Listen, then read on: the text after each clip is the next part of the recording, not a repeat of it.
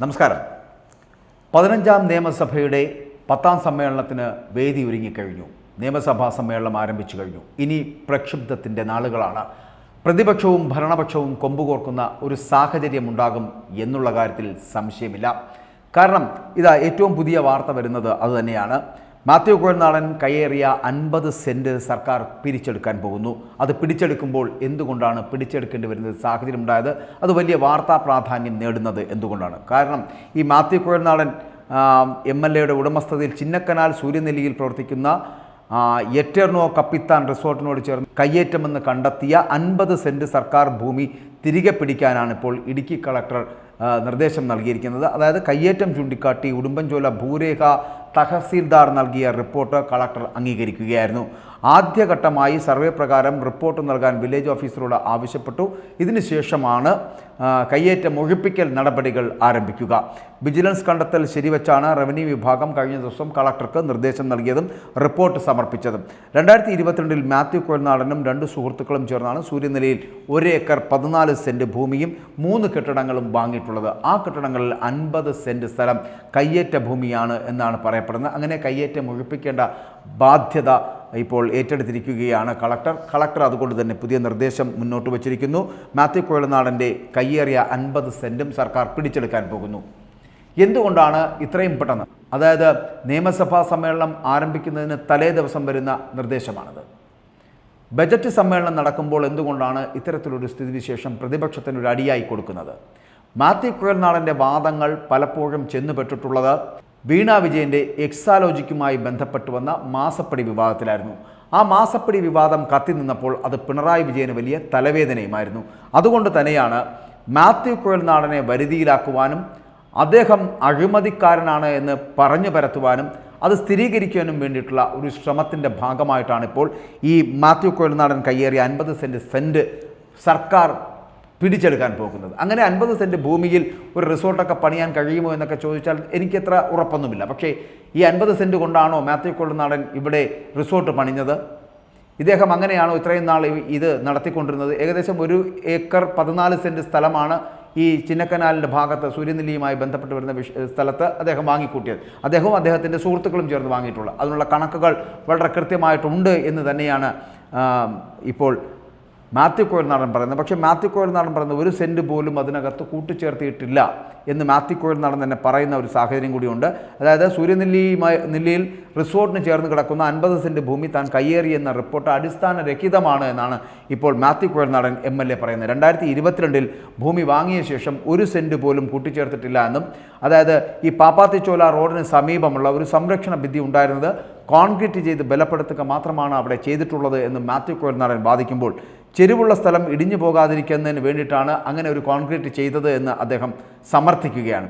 ഏറ്റവും അടുത്ത സുഹൃത്തിനോടാണ് ഭൂമി വാങ്ങിയതെന്നതിനാൽ അന്ന് അളന്ന് തിട്ടപ്പെടുത്തിയിരുന്നില്ല.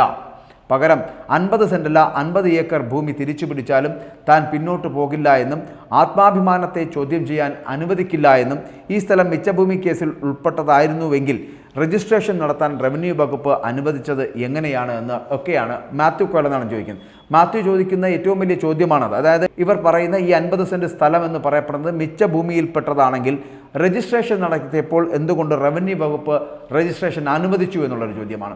അപ്പോൾ വകുപ്പ് ഇതൊന്നും അറിയുന്നില്ലേ? വകുപ്പിനുള്ളിൽ കാര്യങ്ങൾ കൃത്യമായിട്ടല്ലേ മുന്നോട്ട് പോകുന്നത്? ഇങ്ങനെ പല ചോദ്യങ്ങൾ കൂടി അതിനകത്തുണ്ട്. അങ്ങനെ റവന്യൂ വകുപ്പുമായിട്ട് ബന്ധപ്പെട്ട് വരുന്ന വിഷയങ്ങൾ ഒരു ഭാഗത്തുണ്ട്. അതേസമയം നിയമസഭാ സമ്മേളനം തുടങ്ങുകയും മാത്യു കുഴൽനാടനെ കുരുക്കുകയും ചെയ്യുക എന്നൊരു ബുദ്ധി, ഒരു തന്ത്രം പിണറായി വിജയൻ സ്വീകരിക്കുന്നത് മറ്റൊന്നിനു വേണ്ടിയിട്ടില്ല, വീണ വിജയനെ രക്ഷിച്ചെടുക്കുക എന്നുള്ളത് തന്നെയാണ്. അതായത് വീണ വിജയൻ ഇപ്പോൾ എക്സാലോജിക്കുമായി ബന്ധപ്പെട്ട് വരുന്ന മാസപ്പടി വിവാദത്തിൽ പെട്ടിരിക്കുകയും ആ മാസപ്പടി വിവാദം ഇപ്പോൾ മുൻപിലോട്ട് വരുന്ന ഒരു സാഹചര്യവുമാണ്. അത് നിയമസഭയിൽ കത്തിക്കയറുമെന്നുള്ള കാര്യത്തിലും സംശയമില്ല. മുഖ്യമന്ത്രി പിണറായി വിജയൻ മെനയുന്ന പുതിയൊരു തന്ത്രമാണ് ഇത് എന്ന് പറയാതിരിക്കാൻ കഴിയില്ല.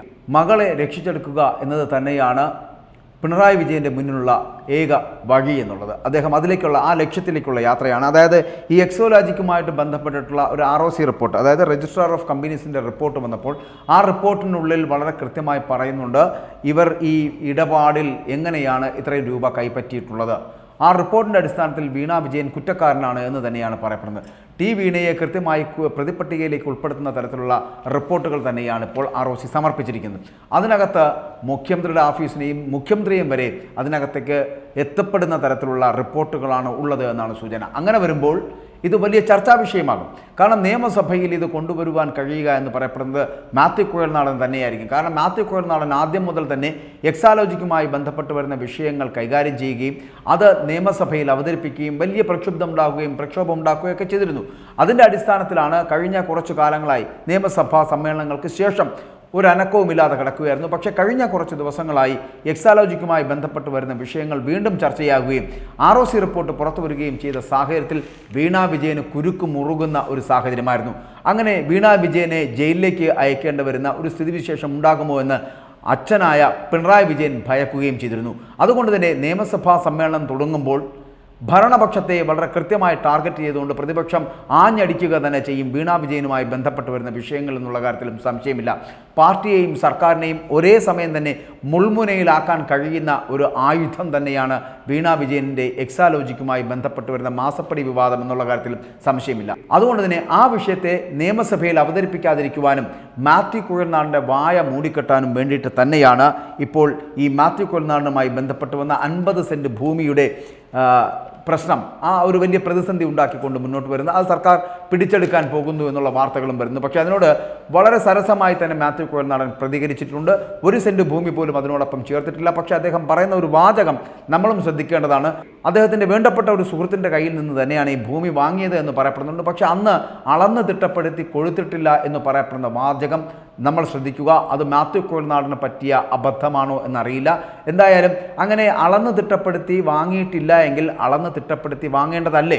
അങ്ങനെ വാങ്ങേണ്ടതായിരുന്നു. എന്തുകൊണ്ടത് സംഭവിച്ചില്ല? അങ്ങനെയാണെങ്കിൽ ഇവർ പറയുന്ന ഈ 50 സെൻറ്റ് എന്ന് പറയപ്പെടുന്ന ഭൂമി ഇതിനകത്തുണ്ടായിരുന്നോ? അങ്ങനെ മിച്ചഭൂമിയായി കിടക്കുന്ന ഒരു വസ്തുവിനെ രജിസ്റ്റർ ചെയ്യാൻ എന്തിനാണ് റവന്യൂ വകുപ്പ് തയ്യാറായത് എന്നതടക്കമുള്ള മാത്യു കുഴൽനാടൻ്റെ ചോദ്യത്തിനും സഭയിൽ ഉത്തരം പറയേണ്ടി വരും മുഖ്യമന്ത്രി എന്നുള്ള കാര്യത്തിലും സംശയമില്ല. കുരുക്കുമുറുകയാണ് എന്നുള്ള കാര്യത്തിൽ സംശയമില്ല. അതായത് വീണ വിജയൻ ജയിലിലേക്ക് പോകേണ്ടി വരുന്ന ഒരു സാഹചര്യത്തിലേക്ക് എത്തും എന്നുള്ള കാര്യത്തിൽ സംശയമില്ല. അതായത് ROC റിപ്പോർട്ട് അതുമായി ബന്ധപ്പെട്ട് തന്നെയാണ് വരുന്നത്. അങ്ങനെയാണെങ്കിൽ വളരെ നിശിതമായ വിമർശനങ്ങൾ കേൾക്കേണ്ടി വരും മുഖ്യമന്ത്രി പിണറായി വിജയൻ എന്നുള്ള കാര്യത്തിലും സംശയമില്ല. CBIയോ ദേശീയ അന്വേഷണ ഏജൻസികളോ ഈ കാര്യം അന്വേഷിക്കുകയും ചെയ്യും. മാസപ്പടി വിവാദവുമായി ബന്ധപ്പെട്ട് വരുന്ന വിഷയങ്ങൾ അങ്ങനെ വരുന്ന സാഹചര്യത്തിൽ കൃത്യമായിട്ടുള്ള ഒരു അന്വേഷണം ഉണ്ടാവുകയും അത് പിണറായി വിജയനും ഒപ്പം തന്നെ മകൾ വീണ വിജയനും കുരുക്കാകുമെന്നുള്ള കാര്യത്തിൽ സംശയമില്ല. ആ കുരുക്കഴിക്കുന്നതിനുള്ള പുതിയ തന്ത്രങ്ങൾ മെനയുകയാണ് പിണറായി വിജയൻ. അതിൻ്റെ ഭാഗമായിട്ടാണ് മാത്യു കുഴൽനാടൻ്റെ 50 സെൻറ്റ് ഭൂമി തിരിച്ചു പിടിക്കുക എന്നുള്ള തന്ത്രം പ്രയോഗിച്ചുകൊണ്ട് മാത്യു കുഴൽനാടൻ്റെ വായടക്കാൻ ശ്രമിക്കുന്നത്. പക്ഷേ അത് നടക്കില്ല എന്നുള്ള കാര്യത്തിലും സംശയമില്ല.